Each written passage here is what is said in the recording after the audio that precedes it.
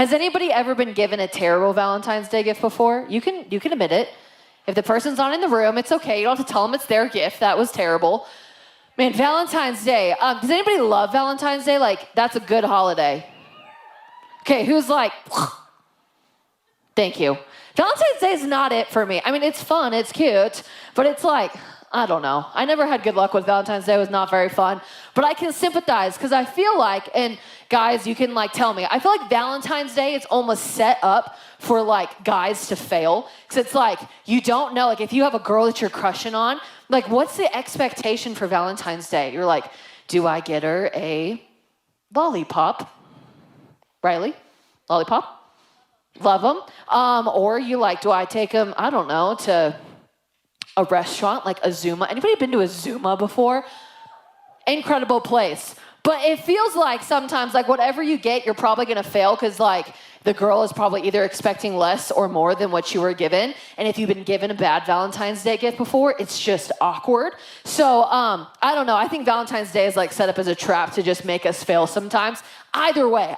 But we can just appreciate what it is. It's a cheesy holiday, but we can appreciate it. So let's give it up for Valentine's Day. We love a good Valentine's Day. We're going to go for it. And we love Valentine's Day here, which means we get to talk all about love. Look to your neighbor and say love. So we're just going to hop right in it. And speaking of, traps and all of that, the message tonight, the title, you can write it down, is called The Love Trap. Ooh. Look to your neighbor and say the love trap. The love trap.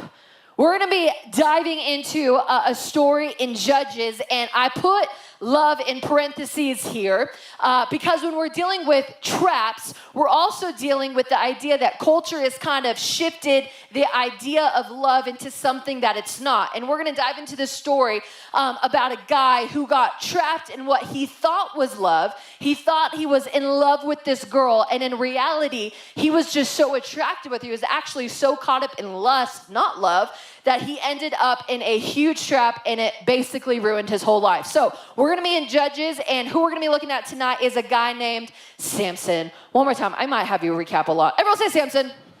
Samson, if you've heard the story, hopefully you learned something new tonight. I got some fun facts for you. We're going to give you a little background real quick on my man, Samson, in case maybe you've never heard of him before or you just need a little reminder recap. So we have like 4 little facts for you about Samson.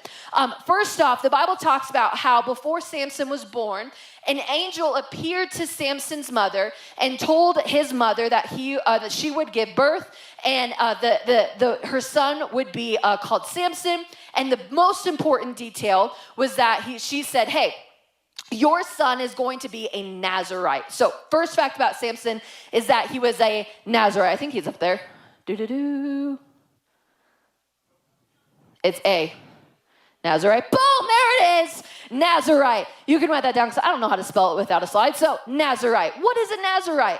A Nazirite was basically an Israelite who was dedicated from birth to God. So he was an Israelite. His people followed God. But more importantly, like being a Nazirite means your whole life was dedicated to following and serving God, which meant that he had a couple of rules that he had to follow. Like he could not have alcohol at all. He couldn't be near dead bodies, which, strange fact, I don't know who would want to be around near a dead body, but he couldn't be around a dead body. But another very important fact that you might not know, or you might not know, that you might not know about Samson is that he had some luscious long hair because he couldn't cut his hair. That's the third fact about Samson. He couldn't cut it. He liked the luscious, or the second one, the luscious locks.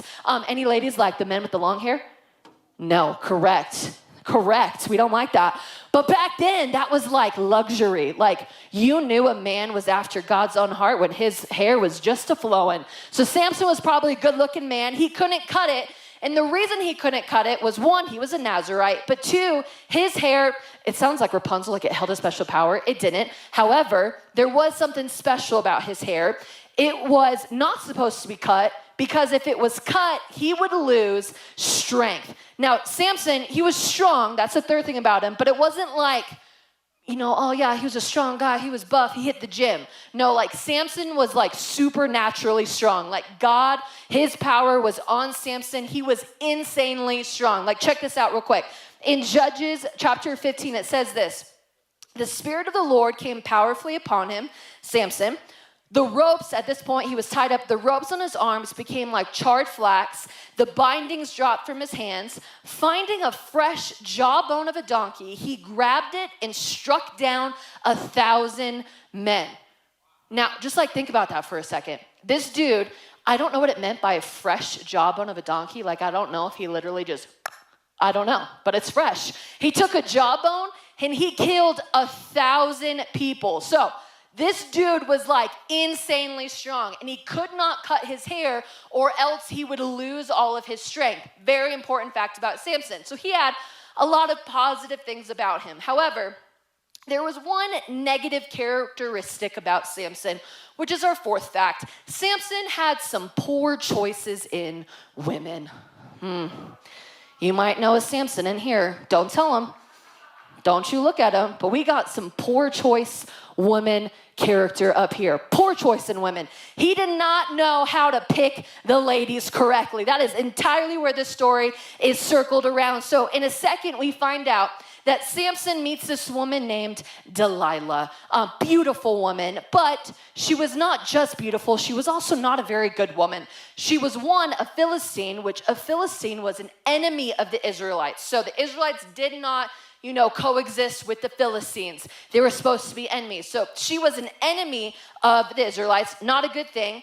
And later we find out that Samson, he was so enthralled with her. He was so attracted with her. He was falling in love with Delilah. And he's about to find himself in this big trap because the Philistines didn't like Samson because he was so strong. He could defeat anyone. So they were trying to figure out a way to get rid of Samson. So they're like, this dude's so in love with Delilah. So they went to Delilah and they basically told her that she needed to seduce him, to lure him in, to basically tell, Samson needs to tell Delilah the secret to his strength.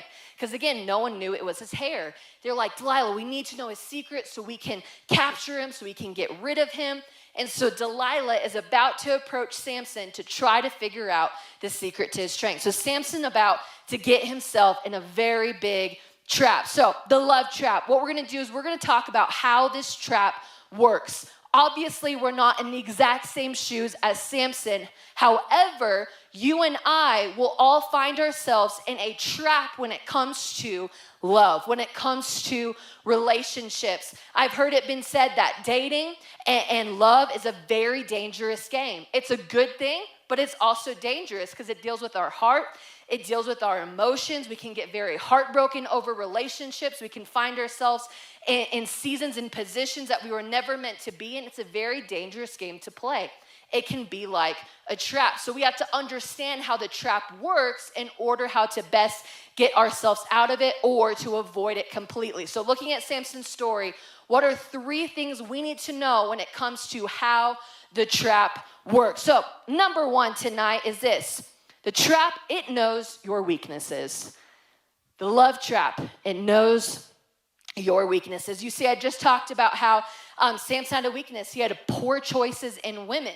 But a lot of people know the story of Samson and Delilah. However, probably a lot of you in here might not know that Delilah was not the first woman that we find Samson having some issues with when it comes to poor choices. In fact, Samson just earlier in his life, not that long ago, had just gotten himself in a bad situation with another girl. We're going to pick up in Judges really quick, chapter 14. So this is before Delilah. It says, Samson went down to Timnah and saw there a young Philistine woman. Everyone say Philistine. So here we go again. Not a person he should be with, but a different person. When he returned, he said to his father and mother, I have seen a Philistine woman in Timnah. Now go get her for me as my wife. I don't know about you, but I would not tell my parents that. That would be just terrible. But in these days, they did that. So they go down, they grab this woman, and Samson actually gets married to this woman, to this Philistine. And they get married, they have a ceremony, everything should be going okay, it's fine. But then one day it says that Samson, he was with the Philistines. Again, the Philistines don't like Samson. He decides to play a game with them. And so what he does is he tells them a riddle. And it's a difficult riddle. And he says, hey, if you can figure out this riddle and you can solve it within a week, then I will give you supplies. I'll give you clothes, I'll give you linen, all these different prizes basically. But if you can't figure out my riddle in a week, then you have to give me clothes, linen, supplies. And it says that after 4 days, they could not figure out this riddle. So in a second, like you're gonna see literally foreshadowing with Delilah, they go to Samson's wife, the Philistine woman, and say, hey, we need you to go and figure out what Samson's secret is, what his riddle means. We need to lure him out of it. We need to get it out of him. So it says that the wife goes to Samson. She asks for it. He tells her no. And look at how this wife responds. In verse 16 of chapter 14, it says this. Then Samson's wife threw herself on him, sobbing, you hate me. You don't really love me. Dramatic. You've given my people a riddle, but you haven't told me the answer. She cried for 7 days. Like you think some girls are naggy. This woman is naggy. So on the 7th day, he finally told her because she continued to press him. She, in turn, explained the riddle to her people. So here you see Samson has been betrayed by his wife. He had to give up a lot of supplies. All this stuff had to go to the Philistines because he put his trust in the wrong type of people. In fact, it said after this, his wife left him and then went and married a companion from his wedding. So like literally like his best man. Like she left him and got married to him. Like drama, right? Reality TV, Samson. So he got all in this mess, and now he left that situation, and now we're catching up to Samson in this present day type of moment. And here's what you got to know when it comes to a love trap, when it comes to weaknesses. You have to understand that the enemy is not creative. He's not. He looked at Samson and said, well, Samson just had this problem with this woman, so why, if he did that with her, why would he not do that with somebody else? And so he knows Samson's weakness. He knows that he just looks at the outward appearance of a person, and he tries to get at him again with this new beautiful woman named Delilah. He knows what Samson's weakness is. And the same thing it goes for you and me. He knows what our weaknesses are. But here's the important thing. When it came to Samson, the problem wasn't that Samson had a weakness. The problem was that he didn't identify it. He should have been able to get through that situation and be like, okay, I lived through that. I realized I was an idiot. I realized I shouldn't have been with that woman, and that should have never happened again. But here we're about to see that Samson's literally about to walk through the exact same circumstance because he didn't evaluate his life, evaluate the fact that he was weak in an area, to identify it and realize that he needed God to help him in an area that he was weak. But because he didn't identify it, he was now stuck in this new scenario with this new woman, and it was about to get way worse than what he just experienced with his previous wife. So when it comes to relationships, when it comes to our own love trap, we have to understand where we're weak because we're human. We all have desires. We all have temptations around us. We have to be able to identify where our weaknesses are and realize where we have to allow God to match with us, to come alongside of us so that we can realize when temptations come at us, we don't have to give in because we know that God's on our side. But that's the reason that Samson had so many problems that we're going to find out, again, get worse. So first thing is that it knows your weakness. Second thing about the trap is that it will be enticing. It'll be enticing. I don't know of anybody who has fallen into a trap, if you will, that has not been enticed or lured into a trap. No one looks at a trap that's like not enticing. It's like, yeah, let's go over there. It's got to be luring. It's got to be enticing. This is where Samson has found himself in this moment. Judges 16, 5-6 says, again, this is when the Philistines went to Delilah. The rulers of the Philistines went to her and said, see if you can lure him. Everyone say lure. Lure him into showing you the secret of his great strength and how we can overpower him, so we may tie him up and subdue him. Each one of us will give you 1,100 shekels of silver. So Delilah said to Samson, tell me the secret of your great strength and how you can be tied up and subdued. So you see, they go to Delilah and they offer her this cash prize. They say, hey, if you can get this secret out of him, we will give you 110 pieces of silver. This is why it's so good to look into the history of the Bible, because what's 110 pieces of silver to you and me? I don't know. But if you look into this, literally like a chapter later, we see a story of a man who was paid for a year's worth of salary with 10 pieces of silver. 10. So this woman was just offered, literally, like 110 years worth of a salary. And not only by one person, but most scholars believe there were about 3 or 4 men there with her. So think of that for a second. She was just offered basically to become like a billionaire in today's time to get this secret out of Samson. So she understands how pressing this is for her. So when she's going to Samson, her strategy is not to just like run at Samson, brutally attack him, like, like torture him until she can get the secret out. No, Delilah's approach is to lure him in to telling the secret. The trap, it doesn't look like a trap. It will be enticing. It'll lure you in. I don't know of any mouse that has gone to a trap without a piece of cheese or peanut butter on it. I mean, they're idiots, but they're also not that idiots. Like, there needs to be something on the trap in order to get them close. That's what is so good about a trap. They don't even have to get you, like, fully on it. They just need to get you close. They need to get you close because when the mouse gets close, they start smelling the cheese. And if you smell a food that's delicious, like you can taste it. Do you know what I'm talking about? Like if you smell your favorite food, like your mouth's already having saliva in it, like you want to eat it. But that's when you get too close. So that's all a trap does.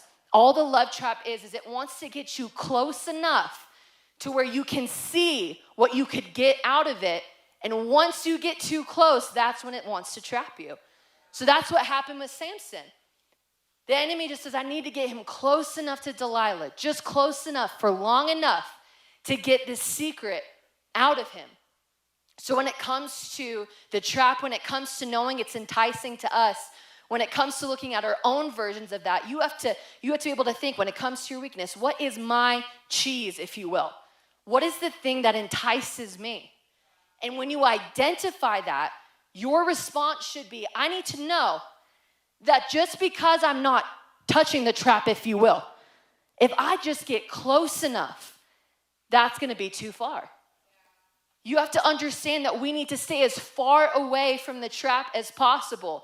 Samson thought he was strong enough, and literally he was the strongest man in that time, and he was no match for Delilah because he was so enthralled by her. He was so enticed by her that you're going to find that literally it costs him everything. In the love trap, it could cost you everything. We think it's such small decisions, but it's not.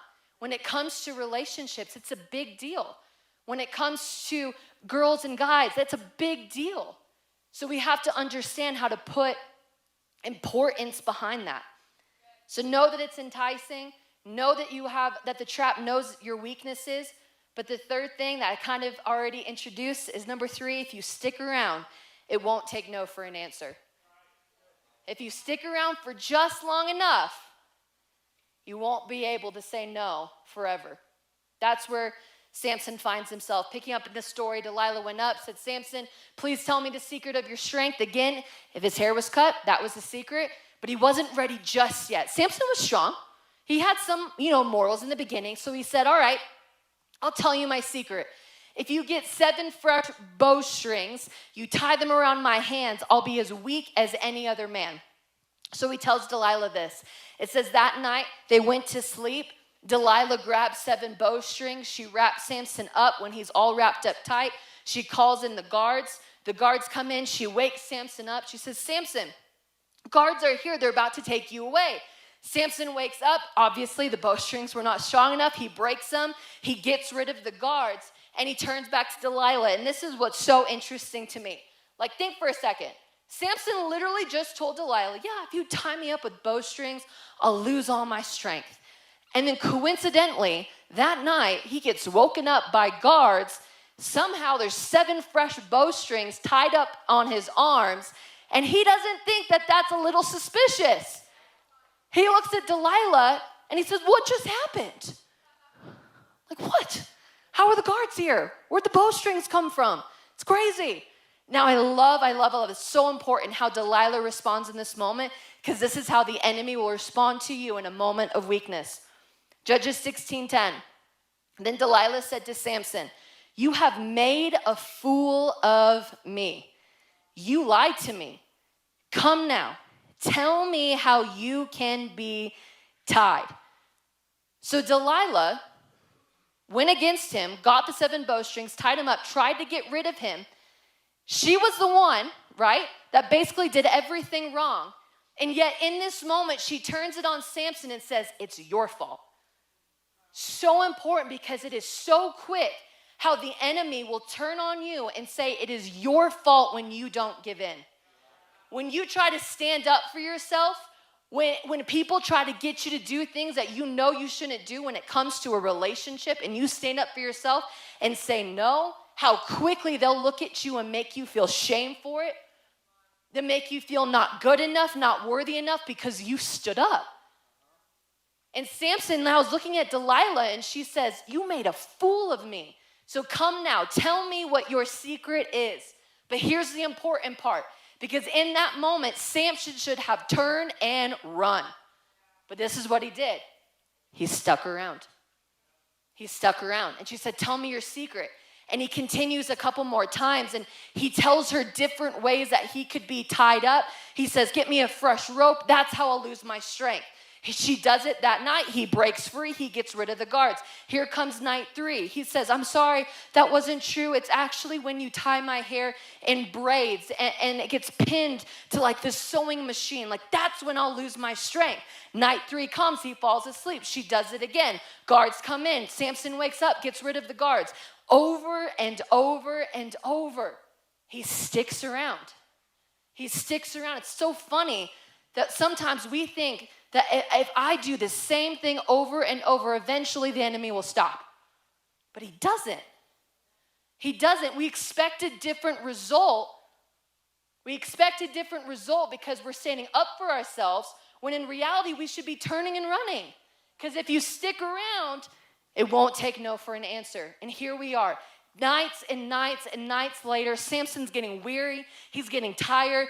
Delilah's getting more and more intense with her requests. And then finally, here comes the moment where Samson gives up. Judges 16:17. So he told her everything. No razor has ever been used on my head, he said, because I've been a Nazirite dedicated to God from my mother's womb. If my head were shaved, my strength would leave me and I would become as weak as any other man. You see, he got tired. He's human. He got tired. But the problem was he stuck around. And eventually, he gave in. He gave in. You might think you're strong enough to say no. To say no again and again and again. But eventually, even the best of us will give in. Because that's what the love trap is meant to be. It's meant to be enticing enough to get you close enough. And then it's one decision away from you looking back and saying, what just happened? Samson, he made this choice. He gave in. He told him the secret of the strength. It said that night, Delilah shaved his head. The guards came in. She woke him up. Obviously, his strength had now left him. The guards took Samson. They tied him up, threw him in prison. It said they gouged out his eyes. Took his eyes. They put him in prison. They shackled him up. They would take him out every day and put him against 2 big pillars in the middle of the square where everybody could see the mighty Samson. And they put him there for the main reason for people to mock him, to laugh at him, to make fun of him. Say, look, this is the big old Samson, the strong one, the one dedicated to God. Look what he is now. Blind, weak, can't do anything for himself. What's so amazing about God is that you could find yourself in the deepest dark moments of your trap. For many of you in here, you can think back on a decision that you have made already. You're like, oh, I've already screwed up in this department. I feel a little bit like I can't even talk about it anymore because I feel like I would just get shame and I would just get judgment for the decisions I've made. And that's what in the darkest moments of your trap. He's never left you. Even when you've gone so far away from what he wants for your life, he is still with you. Samson, in that moment, he knew he had screwed up. He knew he had lost every bit of strength God had given him that day. But he was standing there getting laughed at. These people were laughing at God, mocking his God. And in that moment, it said that Samson prayed. And he said, God, for one more time, can you give me strength back? One more time, I want to show these people who the real God is. Take my life even with them. Show them that it's not me, it was always you. And in that moment, it said that God gave his strength back, and Samson took those 2 pillars, mighty, large, heavy pillars, and he crumbled them down to the ground. The whole city, the whole pillars where they were, everything collapsed, destroying that area, destroying the Philistines in that area who were mocking him and his God. And Samson actually died that day too. Now, when it comes to your trap, there's always a way out. Now, it doesn't mean that your way out is to die. That's not the reason for that story. However, in that moment, Samson just became vulnerable. In that moment, he recognized that he needed God. He said, in that moment, I've screwed up, but God is the source of my strength, not me. It doesn't matter how far I've gone, I'm here, and I know my God is with me. So when it comes to the trap, when it comes to this love trap, if you've been caught in it, it just takes a moment of vulnerability to say, I've been there, I've messed up, but I want to be vulnerable so that God can give me his strength back. See, we're never meant to do it alone. There is no shame. There is no judgment. If you've ever made a decision when it comes to relationships that you regret, there is no shame or judgment on you. However, you were not meant to stay on the pillars. You were meant to get your strength back. That's how you were born. That's how God created you. It'll be enticing. It knows your weaknesses. It won't take no for an answer. So be strategic. Put godly counsel around in your life. Put boundaries in your life. I've seen way too many of my friends, way too many students fall into this over and over and over again. But I've seen them get back up. So we're going to talk about it. We're going to talk about it a little bit more in small groups in just a second. But I encourage you to be vulnerable. It doesn't have to share every detail.